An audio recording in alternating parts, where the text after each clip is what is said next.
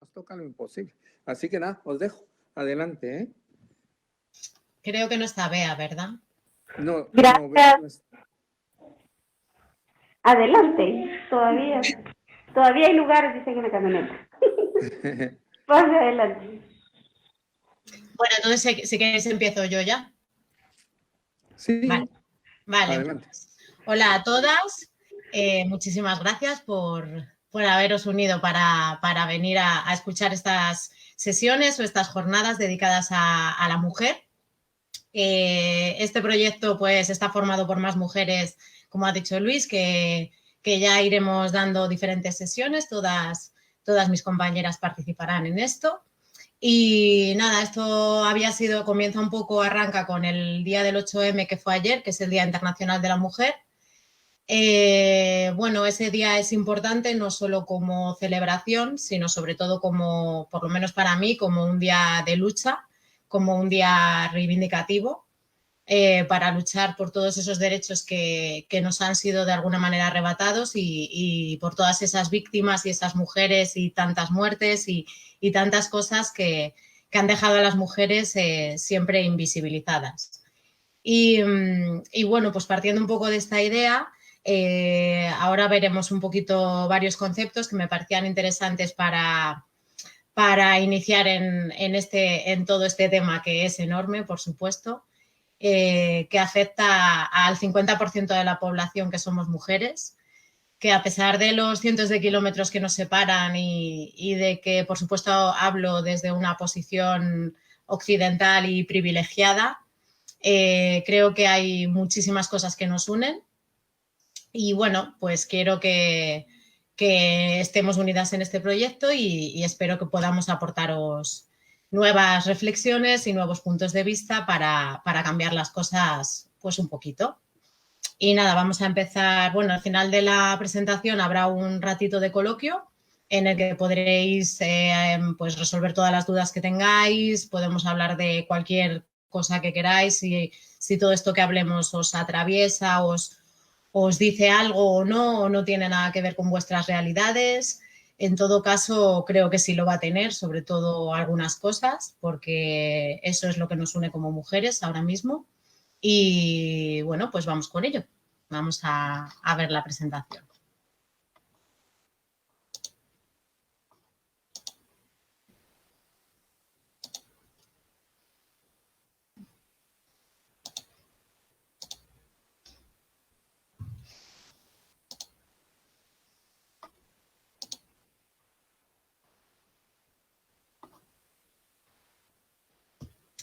Bueno, pues la sesión la he llamado Socialización diferenciada y construcciones culturales de género, una mirada a las raíces del problema, como decía antes. Quiero empezar con la frase de Simone de Beauvoir, que es una filósofa y autora del libro El segundo sexo, muy importante en la lucha feminista, y que dice la frase: la mujer no nace, se hace.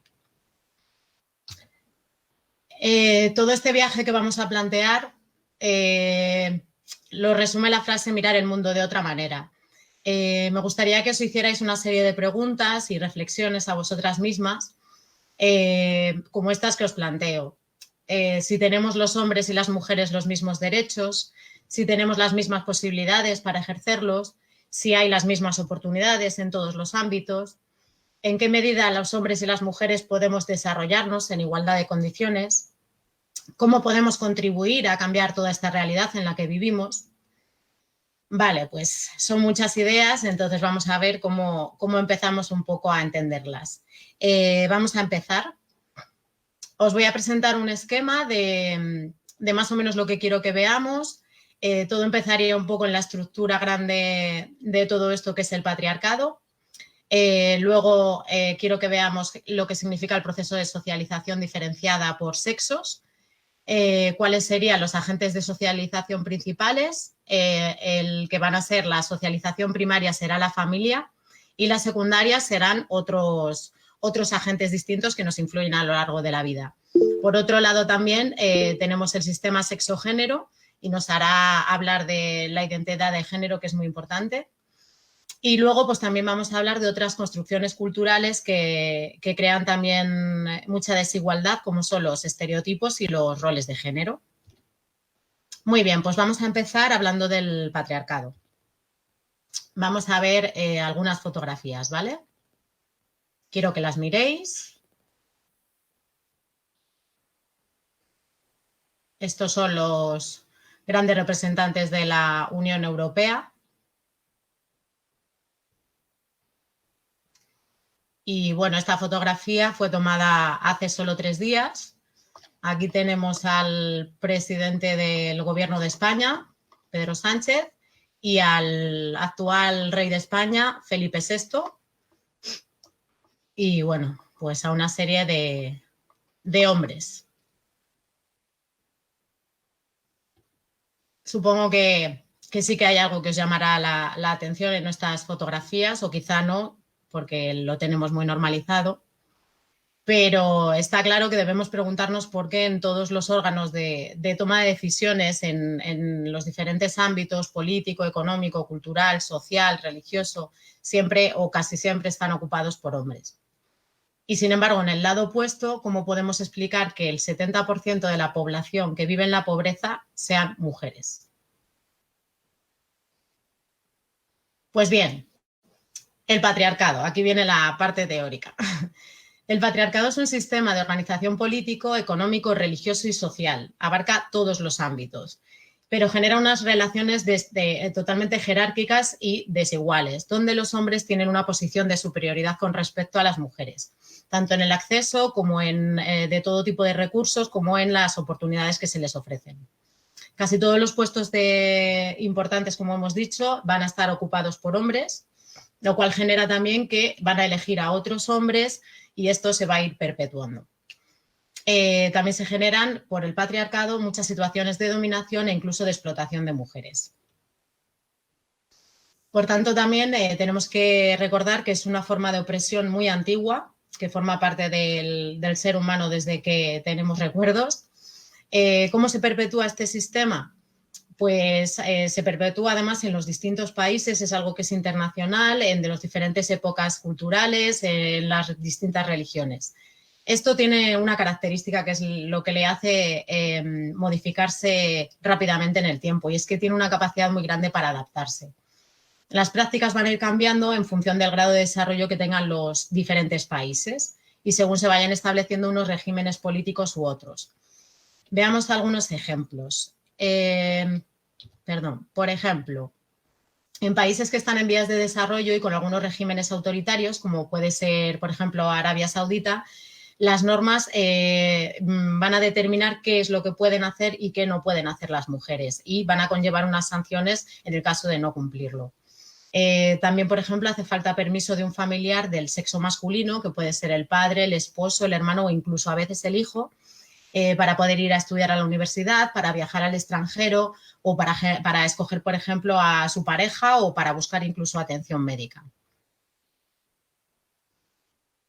Esto es un tema que os toca de cerca, a Guatemala, los feminicidios y femicidios que se dan en países de Iberoamérica. Es una violencia sistémica a la que se enfrentan las mujeres y en la que se da una plena vulneración de todos sus derechos. Está catalogado como delito en 16 países de América Latina, entre los que está Guatemala.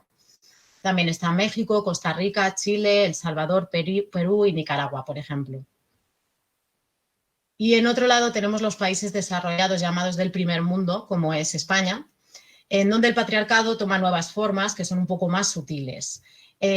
Aquí se considera, y es un argumento bastante utilizado por parte del patriarcado aquí en Occidente, se considera que los hombres y las mujeres somos iguales ante la ley.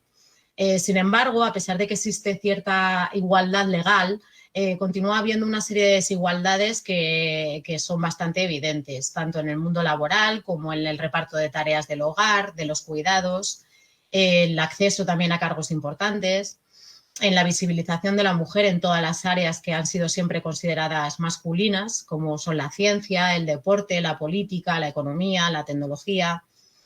Todo esto sigue siendo un gran problema y el problema cumbre es la violencia machista que en Occidente también es muy importante. vamos a reflexionar un poco sobre una serie de cuestiones. Me gustaría que pensaseis si desde la infancia los niños y las niñas se plantean futuros similares o no. Si en vuestro entorno, ¿cuántas mujeres conocéis que quieran participar en órganos de decisión por voluntad propia? ¿Y cuántos hombres? ¿Cuántas mujeres ocupan cargos realmente importantes en los que se tomen decisiones, en los que se puedan cambiar cosas? Y sin embargo, ¿cuántos hombres ocupan esos puestos? Me gustaría también en vuestro entorno que penséis que cuántos hombres conocéis que participen de alguna manera cooperativa en el hogar o en el cuidado de los hijos. Y sin embargo, que penséis cuántas mujeres dedican su tiempo a ello. Entonces, preguntas fundamentales como la que os he hecho también pues deben llevarnos a plantearnos si el género, es algo que tenga que marcar el darle un puesto, ya sea un puesto laboral o un puesto representativo a alguien o no. O si deberían de ser más bien los méritos los que lleven a ocupar esos puestos. ¿Qué problema tenemos básicamente? Pues va a haber un problema y es que los hombres no van a querer perder todos sus privilegios, porque el patriarcado les da una situación privilegiada, evidentemente. Entonces, habría que llevar todo a un reparto más equitativo de las diferentes tareas. Para ello es necesario también que los hombres empiecen a asumir parte de esos cuidados y tareas del hogar y planteárselo como algo positivo y satisfactorio también para sus vidas, y que las mujeres, por su parte, también empiecen a ocupar los espacios públicos, a tener cada vez más representantes en los puestos de toma de decisiones. Aquí en Occidente sí que está ocurriendo poco a poco, es un camino lento, pero lo vamos consiguiendo poco a poco el ver a mujeres en puestos importantes. Perdonadme. Continuamos. Bueno, otras cosas que ayudarán a mejorar un poco las cosas y a equilibrarlas va a ser también la coeducación, que es la educación en igualdad. Esto lo trataremos en otras sesiones, lo tratará alguna compañera mía. Y también el crear nuevos referentes en todos los ámbitos que antes decíamos, para que tanto los niños como las niñas puedan verse reflejados y puedan ver como posible esos otros futuros que hasta ahora no se les había planteado. Bueno, volvemos un poco al esquema previo para entender que ahora vamos a ir a ver la parte del proceso de socialización diferenciada, ¿vale? Vamos a ver el proceso de socialización. ¿Qué significa socialización? Pues bien, la socialización es un proceso de influencia entre las personas y sus semejantes. Es un proceso que nos va a ir moldeando a lo largo de toda nuestra vida y va a ir adaptándose a las condiciones de la sociedad. Esto va constantemente evolucionando, ¿vale? Va evolucionando en las diferentes épocas, en las diferentes culturas. Cada medio social o religioso va a tener sus propias señas de identidad. El individuo va respondiendo y reaccionando a toda la influencia social y va adaptándose, va intentando cumplir las expectativas de lo que la sociedad espera de ti como persona o de nosotras como personas. Y así vamos aceptando poco a poco las pautas de comportamiento por las que se va a regir nuestro medio. Y así nos vamos integrando socialmente en nuestra comunidad. De esa manera vamos aceptando de alguna manera todos esos modelos culturales y se van asentando y los convertimos como si fuesen realmente incluso reglas de vida sin plantearnos ni cuestionarnos a veces las cosas. Pero debemos tener en cuenta que todo este proceso no es algo neutro, sino que aparece diferenciado dependiendo del sexo de las personas.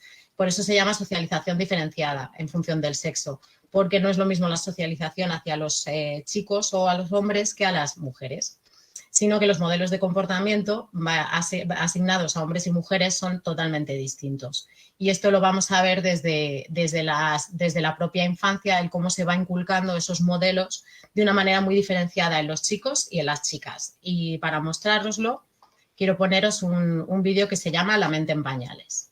Vamos a ver el vídeo, ¿vale?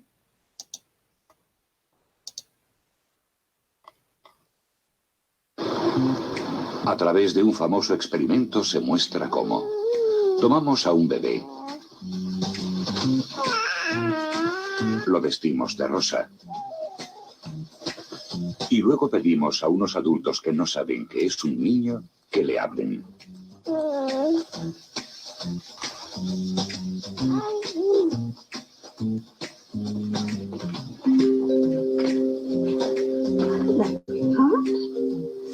can tell that you're a little girl, and that you're very nice to your mummy, and I think that you're going to be very beautiful as well. Is wearing pink a beautiful thing for you? That makes me think you're a girl. That's a beautiful big girl. Yes. What a little face you've got there. Oh, oh, oh.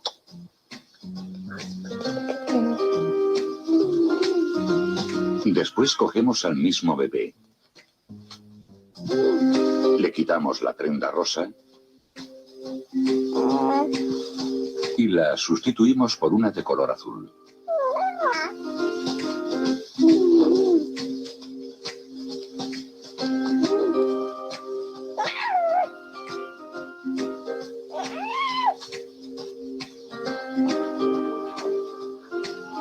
Must be a boy, because you're wearing blue.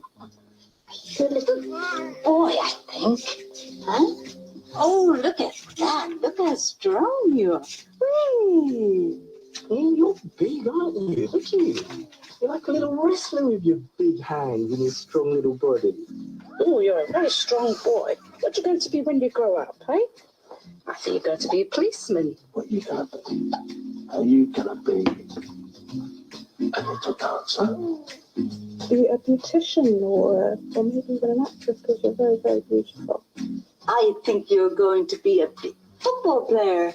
I think that probably is a temper. Pero no solo influyen las palabras que oye el bebé, sino también la forma de tratarlos. A las niñas se las acuna y se les habla más. A los niños se los sostiene de pie y se los maneja de forma más brusca. Y todos los días, una y otra vez, los bebés oyen que les llaman niña o niño. Mr. Boy. Good girl. Lovely boy, aren't you? That's a good girl. Strong boy, aren't you?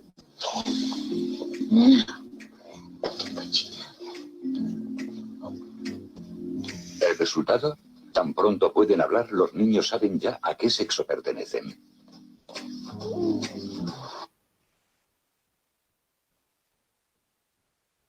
Vale. Bueno, me encantaría que esto fuese más interactivo y poder hablar un poco del vídeo, pero bueno, creo que queda bastante claro lo que quería mostrar con él, el cómo se diferencia desde que somos pequeños o pequeñas, el cómo vamos a ser en la sociedad. Vamos a continuar. Perdón. Vale. Con los agentes de socialización. ¿Quiénes son? Bueno, pues estos son los diferentes medios o instrumentos que van a servir a la sociedad para transmitir esos modelos de los que estábamos hablando. Son los que aseguran la permanencia y la estabilidad en las organizaciones y en los grupos sociales. Son, por ejemplo, la familia, la escuela, los vecinos, la comunidad, la parroquia, todos los medios de comunicación. Todos estos de alguna manera nos influyen a lo largo de nuestras vidas. ¿Cómo se va transmitiendo todo este proceso de socialización? Bueno, pues la cultura lo va transmitiendo de generación en generación. Nosotros mismos, a través de la familia, lo transmitimos también a los menores, y los menores observan esas conductas de los mayores de manera que lo van perpetuando. Aprendemos además las normas de comportamiento también de una manera que nos asegure el que seamos aceptados por nuestros iguales. Y también aprendemos conocimientos específicos y desarrollamos habilidades que nos van a permitir integrarnos de cara a nuestra vida adulta. Así vamos interiorizando una serie de valores que son de nuestra familia y de nuestra comunidad y que los vamos a asumir como verdades absolutas. ¿Qué tipos de socialización existen básicamente? Dos, que son la primaria, que es el agente de socialización básico, es la familia, es el primer agente de socialización en nuestras vidas durante la infancia, y luego vamos a ver la socialización secundaria, que eso es todo lo demás, todos los agentes que nos influyen a lo largo de la vida de una u otra manera. Bueno, empezamos con la familia. Vale, está claro que en la infancia somos totalmente dependientes de nuestra familia Y por eso la relación, y además la relación con otras personas es mucho más limitada, ¿no?, que en otras fases de nuestra vida. Por eso es tan importante esos referentes que tenemos en el padre y en la madre, ¿vale? Además son relaciones con mucha dependencia emocional y con una grandeza que son muy importantes además en la vida de las personas porque marcan muchas cosas que van a ocurrir después en nuestra adultez. Todas estas figuras familiares, como las más significativas, como puede ser el madre, el padre o incluso los hermanos y hermanas, aprendemos de ello y va creando también esos modelos familiares que decíamos. Por ejemplo, las niñas tienen como referente normalmente muy potente a sus madres. Sin embargo, los niños yo creo que tienen más referente a los padres. Está claro que cada familia socializa a sus hijos desde su propio punto de vista y va a ir eligiendo además esos otros agentes de socialización como son la escuela, los grupos de amigos, la parroquia, sobre todo en un primer momento. La familia va a decidir totalmente sobre nosotros. Y además así vamos a ir recibiendo aprobación y refuerzo y repitiendo o no unas conductas u otras en función de esa aceptación de la sociedad. La familia, la sociedad y todo lo que nos rodea espera y refuerza conductas diferentes, como hemos dicho, en las niñas y en los niños. Entonces, en la medida que nos vamos diferenciando de los demás, vamos a ir adquiriendo también nuestra propia identidad, de la que vamos a hablar después. Todo ese mundo que interiorizamos en este proceso de socialización primaria, que es la familia, tiene un carácter de estabilidad. Es un mundo para nosotros muy seguro, que es certero y no se discute. Estas experiencias y modelos que aprendemos cuando somos niñas y niños nos van a influir, por supuesto, a lo largo de toda la vida. Y la socialización secundaria que decíamos, pues tiene una carga afectiva, pero en mucha menor medida. Va a ser sobre todo reemplazado por otras técnicas y estrategias que van dirigidas a conseguir un objetivo, como puede ser un objetivo publicitario en el caso de los medios, pedagógico en el caso de la escuela o formativo.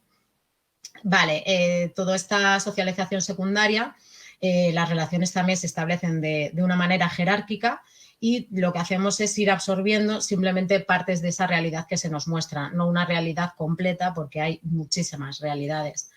Entonces, todos estos agentes de socialización secundaria que decimos van a ir también generándonos e influyéndonos de una manera constante a lo largo de nuestras vidas.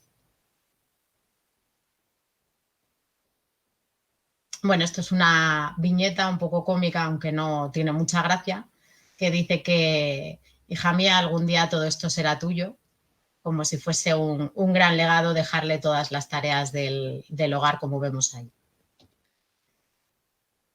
Vale. Ahora me gustaría que reflexionásemos un poco, otra vez, sobre las cosas que hemos aprendido en casa cuando éramos niñas, si de alguna manera aprendí cómo debía ser o no debía ser una mujer, qué cosas tenía yo que hacer por ser mujer, qué se esperaba de mí, qué esperaba mi madre o mi padre de mí, qué querían que hiciese con mi vida y qué querían que no hiciese con mi vida por el hecho de ser una niña, qué limitaciones he tenido en mi infancia por el hecho de ser una mujer.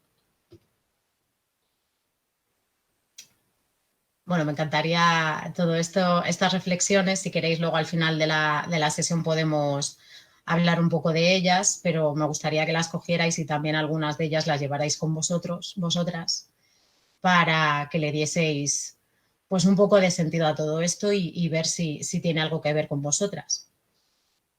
Vamos a continuar un poco, ya hemos hablado de los agentes de socialización y vamos a pasar a hablar de lo que se denomina el sistema sexo-género. Que nos va a llevar a hablar también de lo que es la identidad de género, el sistema sexo-género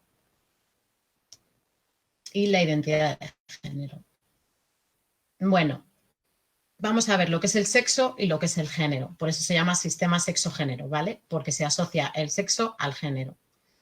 El sexo es lo que denominamos comúnmente el sexo biológico.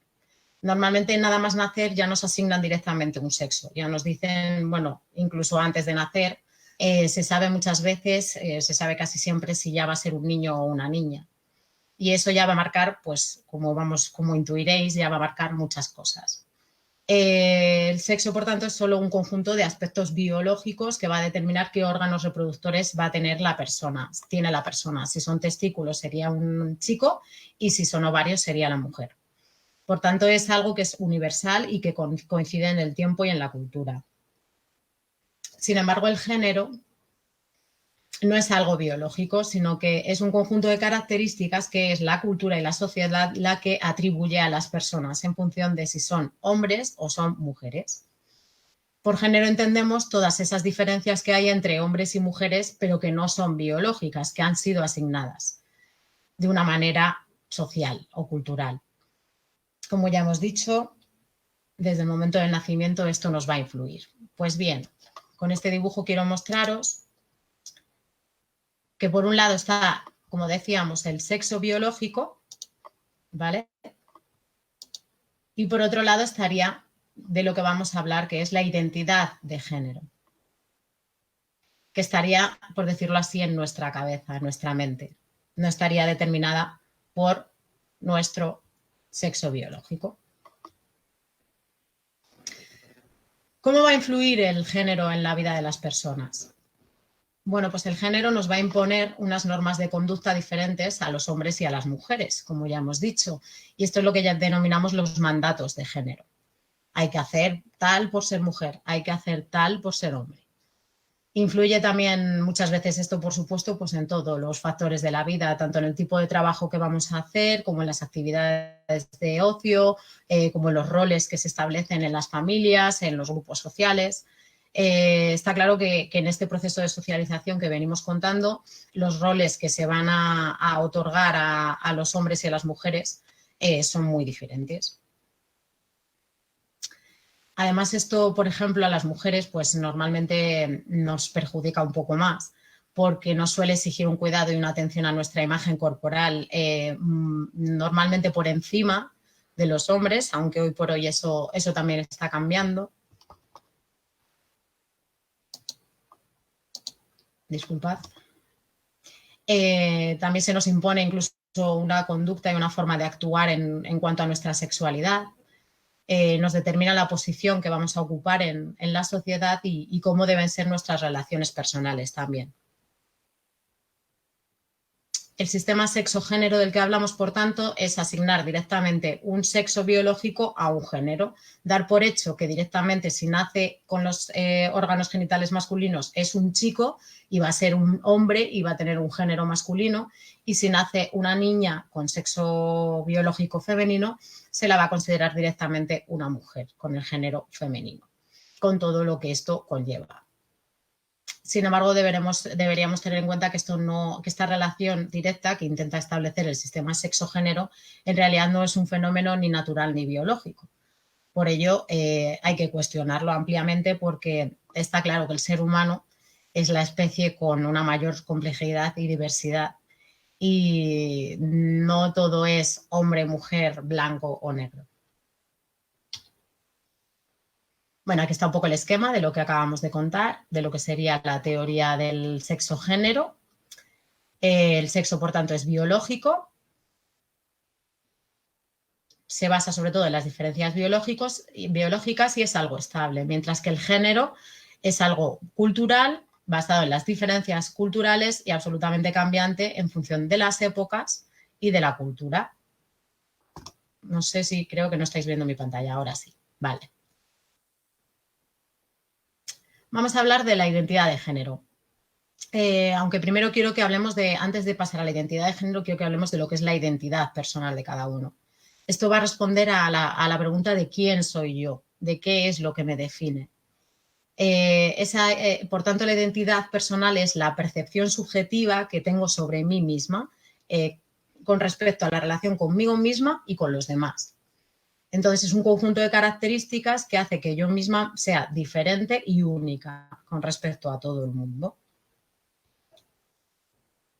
Esto se va a construir socialmente desde nuestro nacimiento y por ello es algo múltiple y va cambiando a lo largo de nuestra vida. La identidad no es algo fijo que no pueda modificarse, sino que la vamos complementando y desarrollando a lo largo de la vida. Y por tanto, pues eso es algo maravilloso porque demuestra que el ser humano tiene una enorme capacidad de aprender cosas nuevas y de seguir evolucionando. Y ahora vamos a ver en concreto lo que es la identidad de género. La identidad de género es la identificación que se realiza a una persona en relación con ella misma a la hora de considerarla como un hombre o como una mujer. Es decir, es cómo me siento yo mismo. ¿Qué me siento? ¿Me siento hombre? ¿Me siento mujer? Incluso hay en muchas sociedades que existen otros géneros, no solo hombre o mujer, sino que me puedo sentir a veces hombre, a veces mujer, que es lo que se denominaría el sexo fluido, el género fluido. Bueno, en este tema no vamos a meternos mucho porque habría mucho que decir y es un tema bastante complejo, pero ahora veremos un poco cómo funciona. Por tanto, la identidad de género es eso con lo que yo me identifico, pero que está en nuestra mente, no es algo que viene determinado desde nuestro nacimiento. Esta experiencia subjetiva del género puede, por tanto, coincidir o no con mi sexo. Es decir, yo puedo nacer mujer, nacer chica y, sin embargo, luego sentirme varón desde muy pronto. O nacer chico y sentirme mujer. Entonces, solo para que sepáis que existen diferentes términos, por un lado, la persona, lo que normalmente entendemos dentro de la normalidad, la persona que se identifica con el género que le han asignado al nacer sería el cisgénero. Sin embargo, la persona que no se identifica con ese género con el que ha nacido serían los trans, que pueden ser transgénero o transexual cuando ya se someten a una operación quirúrgica para cambiar su sexo, para operarse los órganos genitales. La identidad de género también cambia, por tanto, con la cultura y las épocas históricas. Y el concepto de género va a depender de contextos históricos y culturales concretos. Como os decía, que hay sitios donde hay más de un género, como es el femenino, masculino y el intergénero. Y, sin embargo, en los países occidentales aquí, y creo que en Latinoamérica también, lo que hay es un género binario. Solo son dos géneros, hombre o mujer. Es lo que socialmente se acepta. Y bueno, vamos a hablar también un poquito de esa identidad que tenemos también como mujeres. Mi identidad de mujer es cómo me veo yo y me valoro en comparación con lo que he aprendido de ser mujer. Por eso esas preguntas que os hacía para reflexionar antes sobre lo que es para mí ser mujer, sobre lo que me han inculcado que tiene que ser una mujer. Y está claro que todas, a pesar de los miles de kilómetros y de estar en lugares distintos, como mujeres compartimos también una misma identidad, igual que los hombres también comparten esa identidad masculina. Por tanto, al dibujito que teníamos antes, le vamos a añadir también una cosita más. Además de la identidad de género y del sexo biológico, se complica un poco la cosa porque vamos a añadirle otra cosa que es la orientación sexual. La orientación sexual nos habla del corazón, nos habla de cuál es nuestro deseo. Orientación sexual o sexualidad es aquello que nos gusta hablando en un plano sexual y sentimental. Lo que normalmente entendemos como normativo es la heterosexualidad.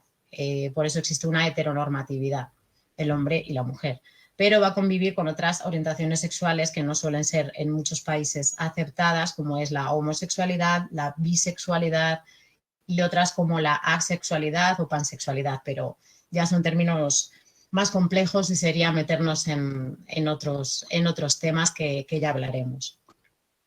Vale, y por último quiero hablar, en el último apartado, quiero hablar de otras construcciones culturales, además de lo que venimos hablando, de cómo nos influye en nuestra sociedad, como son también los estereotipos y los roles de género. Veamos, pues, ¿qué son los estereotipos de género? Son ideas preconcebidas, es decir, prejuicios. Es lo que conocemos comúnmente por prejuicios, que se han ido construyendo y transmitiendo en las sociedades con el paso del tiempo. La masculinidad, en este caso, la asociamos con valores como puede ser la fortaleza, el mundo productivo, el mundo público, la capacidad de decisión. Sin embargo, la feminidad siempre se ha relacionado con todo aquello que se espera de una mujer, como es la ternura, los cuidados, la pasividad, la emocionalidad, todo lo que tiene que ver con el hogar o con el mundo reproductivo. El género masculino, como hablábamos en esta estructura patriarcal, pues es el dominante y por tanto el que goza de mayor valoración social y el más visible. Mientras que el género femenino siempre ha quedado relegado al espacio privado del hogar y a una condición, por tanto, de invisibilidad. Quiero que veáis ahora este vídeo que se titula ¿Qué significa hacer algo como una niña? Porque todos habremos oído muchas veces lo que es hacer algo como una niña o como un niño y me parece muy interesante este vídeo al respecto.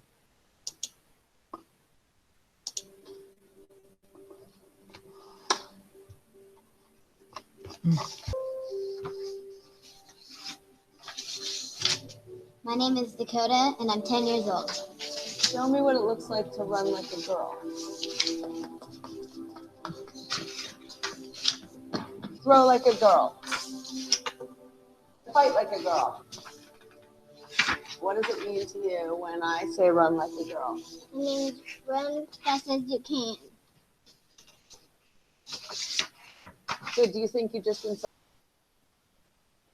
So when they're in that vulnerable time between 10 and 12, how do you think it affects them when somebody uses like a girl as an insult? I think it definitely drops their self-confidence and really puts them down because during that time, they're already trying to figure themselves out.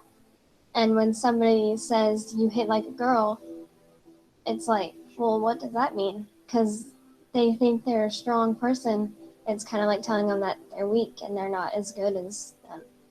And what advice do you have to young girls who are told they run like a girl, kick like a girl, hit like a girl, swing like a girl? Keep doing it because it's working.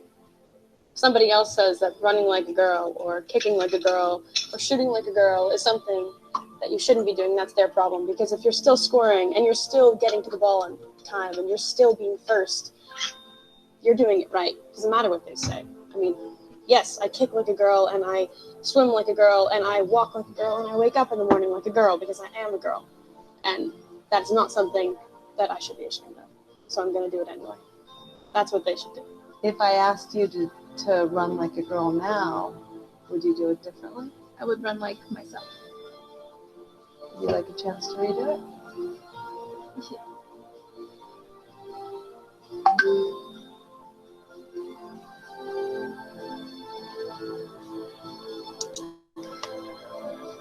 Why can't run like a girl also mean win the race? Uy.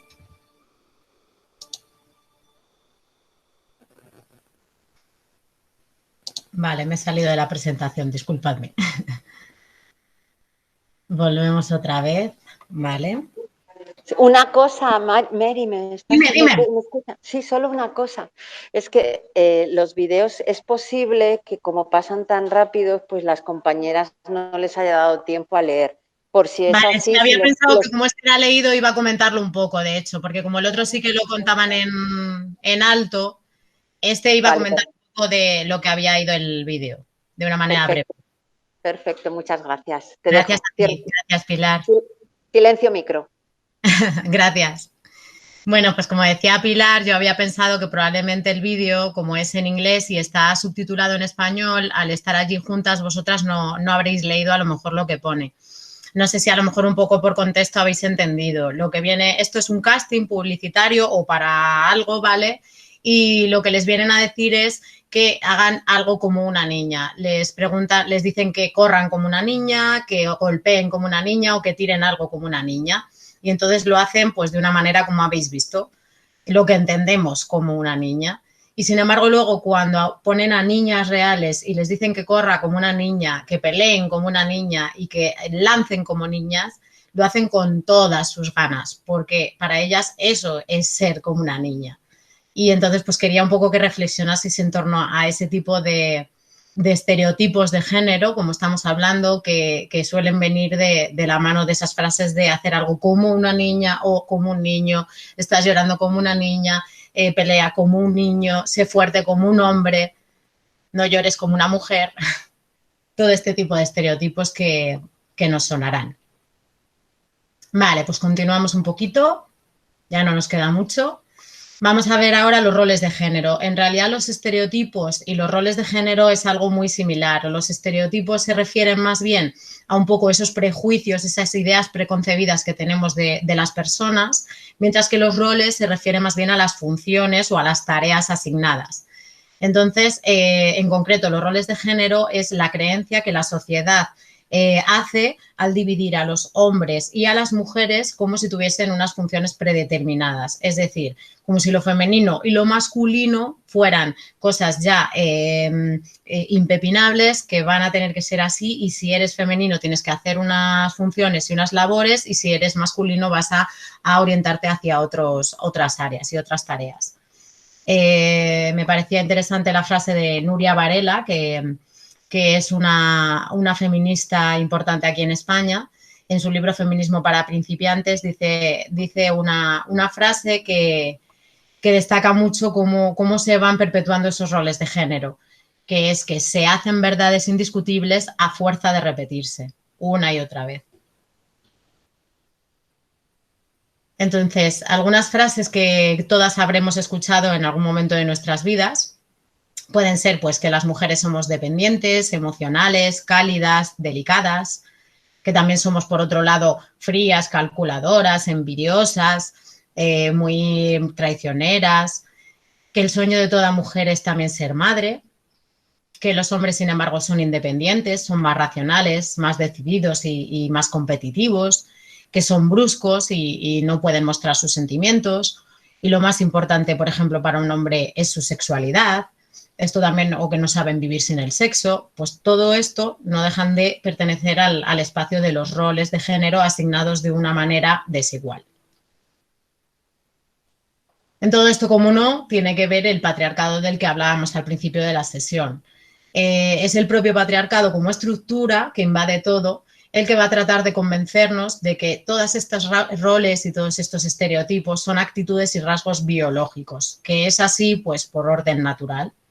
Es una forma ideal para el patriarcado de mantener las cosas como están, de que el statu quo se mantenga y no cambien las cosas. Y así siempre los hombres tengan la superioridad sobre las mujeres, tengan el espacio público ocupando los órganos de poder y creando todas esas situaciones de dependencia de las mujeres. El lado masculino normalmente se lleva el lado bueno en todo esto de los roles y los estereotipos porque, por decirlo así, la parte más agradable y valorada socialmente, mientras que las mujeres, bajo el argumento siempre del don de la sensibilidad, de la capacidad reproductiva y de la capacidad para los cuidados, siempre hemos sido relegadas al ámbito de la casa, al ámbito de lo privado, en donde cobra una importancia muy grande la violencia de género, pero que es un tema que plantearemos en otras sesiones porque es demasiado amplio como para abordarlo ahora mismo.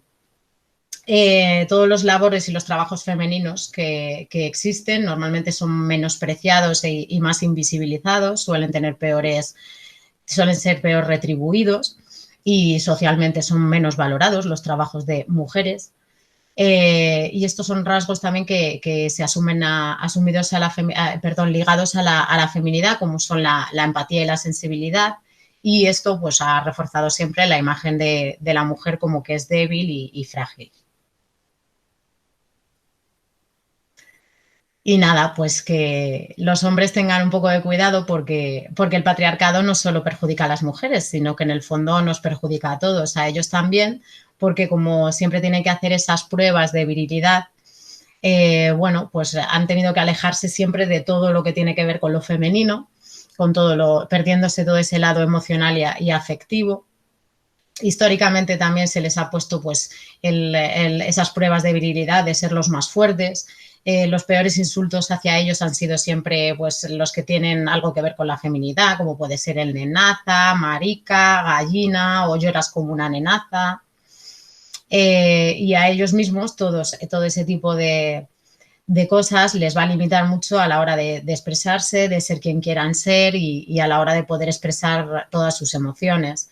Y bueno, y además les impide también disfrutar el placer que es el cuidado también de las hijas y los hijos, por ejemplo, ¿no? Entonces, pues también se están perdiendo cosas. Nada, esto es un chiste también, un chiste que dice que es un niño con una muñeca y está montando como si fuera un drama, porque la dice: oh, querida muñeca Carlota, lo nuestro es imposible. Si mi familia se enterara de que juego contigo, me matarían. Bueno, pues esto de alguna manera es un chiste, ¿no? Pero hace alusión a lo que muchos niños también viven en sus vidas, ¿no? Que no pueden expresarse libremente con la identidad de género que ellos se sienten.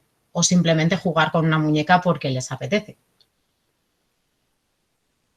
Y vamos a ver ya un último vídeo que me parece muy divertido. Este creo que no va a haber problema porque es en castellano y se escucha bastante bien, ¿vale? Es un acertijo y, bueno, quiero que veáis un poco el resultado y la polémica que se genera en torno a este acertijo, ¿vale? A ver si puedes resolver este acertijo. Un padre y un hijo viajan en coche. Tiene un accidente grave, el padre muere y al hijo se lo llevan al hospital porque necesita una compleja operación de emergencia. Llaman a una eminencia médica, pero cuando llega y ve al paciente dice: no puedo operarlo, es mi hijo. ¿Cómo se explica esto? No puede ser. Caramba. No tengo ni idea. El padre es el médico y el padre que murió es un sacerdote. ¿Es a su hijo adoptivo? O sea, es imposible, ¿no? Porque el padre está muerto. O es un padre y no necesariamente el padre del hijo que estaba ahí. Porque el chico es un hijo también de alguien, del señor que es el doctor. ¿Será?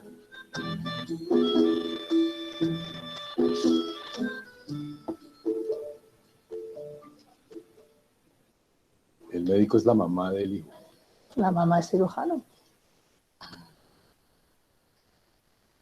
Porque como dijo el doctor, una eminencia médica, es verdad, es cierto. Ah, claro. Podría ser. No sé, de repente lo asocias de primeras a un hombre en vez de a una mujer, cosa que es absurdo, ¿no? Terror. Ah, sí. Oye, qué fuerte, ¿no? Pero esto le pasa a más gente. ¿Cómo somos, eh? La cultura. Nos lo tienen, pero bien machacado. Nos va a faltar mucho tiempo hasta que podamos cambiar, ¿no?, esa mentalidad.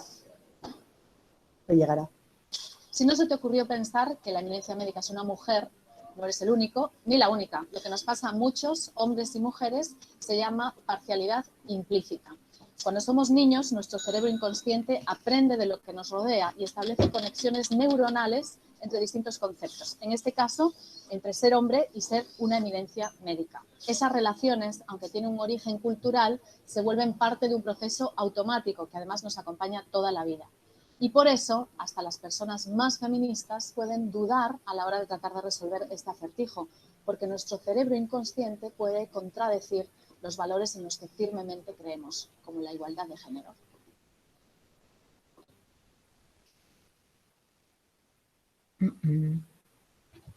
Vale. Otra vez me he salido de la presentación. Vale, espero que hayáis entendido el acertijo. Viene a ser simplemente que es muy característico que, como asociamos directamente al escuchar la palabra eminencia médica, directamente nuestro cerebro lo asocia con un hombre y no con una mujer. Pero bueno, esto nos ocurre con muchas otras cosas, como puede ser pues a la hora de que nos digan, hablamos de alguien que es un auxiliar de vuelo y pensamos en un hombre, o hablamos de un piloto de vuelo y pensamos en un hombre y no en una mujer. O pensamos en alguien que lleve un camión y pensamos también en un hombre, no en una mujer. Sin embargo, al revés, cuando, por ejemplo, pensamos en enfermería o en personas que trabajen con niños pequeños o con personas dependientes, pues a nuestra cabeza siempre va a recurrir la imagen de una mujer.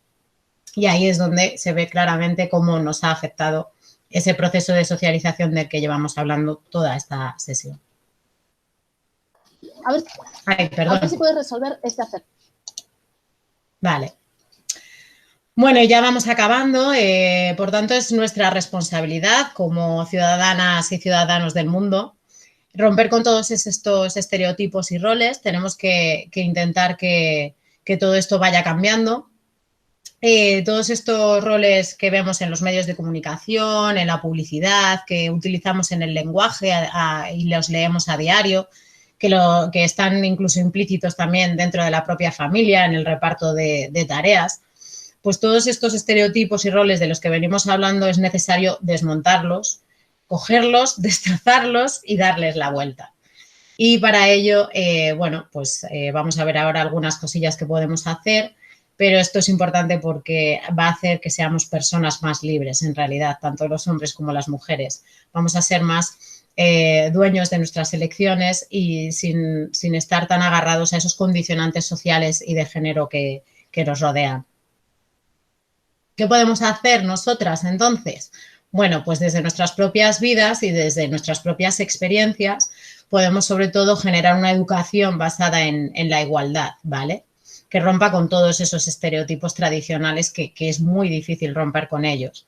Por ejemplo, pues no regalando juguetes sexistas, para que eso es lo que perpetúa todas estas distinciones, no regalar siempre muñecas a las niñas o balones a los niños, promover siempre un juego cooperativo entre niños y niñas, que puedan jugar indistintamente, darles la libertad de que elijan, de que si una niña lo que quiere es jugar al fútbol, pues apoyarla en que juegue a ello, o si un niño quiere jugar con carritos de bebé o con muñecas, apoyarle también en ello, y intentarles hacer entender por qué eso tiene que ser así, por qué todos deben de respetarse.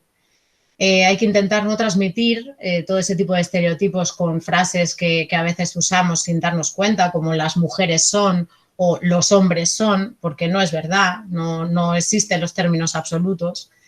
Y bueno, pues otra cosa que podemos hacer es cambiar los roles, por ejemplo, entre padres y madres en las tareas del hogar, en los cuidados, porque eso va a crear referentes a nuestras hijas y hijos y si se ven reflejados van a creer que es posible. Si los niños ven a sus padres coger un cepillo y barrer en la casa, van a entender que ellos también pueden hacerlo. Si las niñas ven a sus madres saliendo a trabajar o saliendo a hablar en público o tomando decisiones de cualquier tipo y la ven empoderada, ellas van a querer ser como sus madres. Bueno, está claro que necesitamos también un poco de ayuda masculina, porque si ellos no quieren es muy difícil bajarles del carro. Pero bueno, pues hay que ser un poco astutas y a lo mejor hay que hacerles entender que todo esto también les beneficia, que el que la sociedad sea más igualitaria también va a traer muchos beneficios en sus vidas, porque además de que va a hacer que la sociedad sea más justa para ellos mismos y también para sus hijos y sus hijas, van a poder disfrutar también de otras áreas que se están perdiendo, como es esa parte emocional, como son los cuidados, como es la ternura, o como es, pues eso, disfrutar con sus hijos y sus hijas. En conclusión, no sé cómo vamos de hora. Bueno, vamos bastante bien de hora. Pensaba que se me había ido mucho más.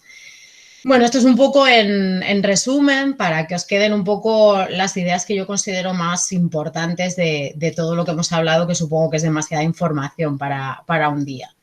Pero bueno, me gustaría que os quedase claro que el patriarcado es una estructura que es invisible, pero que está por encima de todo, que lo que hace es entrelaza todas estas redes que hablamos y que generan una superioridad del hombre siempre con respecto a la mujer. Todas las personas formamos parte de una sociedad que inevitablemente nos está influyendo y nos va a influir a lo largo de toda la vida y nosotras también vamos a influir a los demás y vamos a poder de alguna manera modificar las cosas en nuestra sociedad. Que tenemos que tener claro que la sociedad nos va a ir pidiendo cosas distintas y conductas diferentes por ser mujer o por ser hombre. Tenemos que estar atentas y ponernos lo que denominamos las gafas violeta, las gafas de color morado, que son las gafas del feminismo, para darnos cuenta de cuando nosotras mismas cometemos también estos errores y cuando perpetuamos este tipo de conductas y de hechos.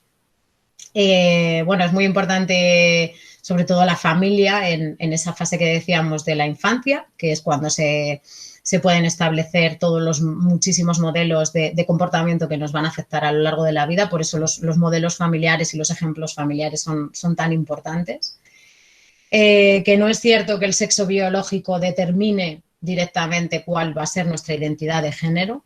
El sexo biológico solo determina eso, los órganos genitales, femeninos o masculinos, y cuál es tu sexo biológico, pero no determina si luego vas a sentirte hombre o te sientes mujer, sino que eso más bien responde a la pregunta de con qué me identifico yo. Y nada, y los roles y los estereotipos de género, por lo tanto, perpetúan una sociedad desigual que va a seguir siempre favoreciendo al patriarcado. Entonces, ya para terminar finalmente, un par de reflexiones. Que una sociedad igualitaria y no sexista es una sociedad más justa y humanitaria para todas y para todos, y que lo primero es que nosotras mismas nos lo creamos para poder sembrar pequeñas semillas y que deberemos regar esas semillas para que algún día den su fruto. Nada, muchas gracias a todas por haberme escuchado, gracias por vuestro tiempo y por vuestra atención. Y nada, volvemos a conectar con el grupo para ver si tenéis algo que queráis compartir, alguna reflexión, alguna pregunta, todo lo que queráis aportar es bienvenido.